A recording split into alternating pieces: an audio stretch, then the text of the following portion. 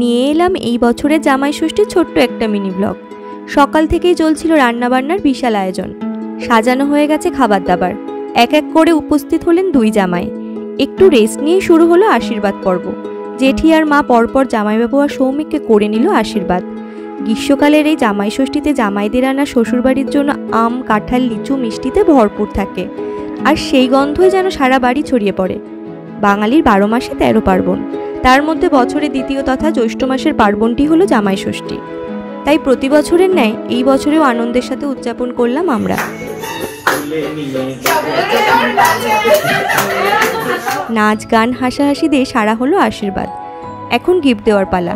প্রথমে মা জেঠির হাতে, তারপর বাবা জেঠের হাতে তুলে দেওয়া হলো গিফট। আর জামাইদেরকেও দেওয়া হয়েছিল গিফট ভাউচার, কিন্তু তুষারের অনবদ্য ভিডিওগ্রাফির জন্য সেটা ক্যামেরাবন্দি করা হয়নি। যাই হোক, এখন চলো তোমাদেরকে আজকের স্পেশাল মেনু দেখাই। ভাত, ডাল, বেগুন ভাজার পাশাপাশি মেনুতে ছিল পাবদা মাছের ঝাল, সর্ষে ইলিশ ভাপা, বোয়াল মাছের মাথার ঘন্ট, ইলিশ মাছের মাথা দিয়ে ডাল, বোয়াল মাছের ঝোল, চিংড়ি মালাইকারি আর চিকেন কষা। এছাড়াও শেষ পাতে ছিল চাটনি, পাঁপড়, মিষ্টি, দই, আইসক্রিম।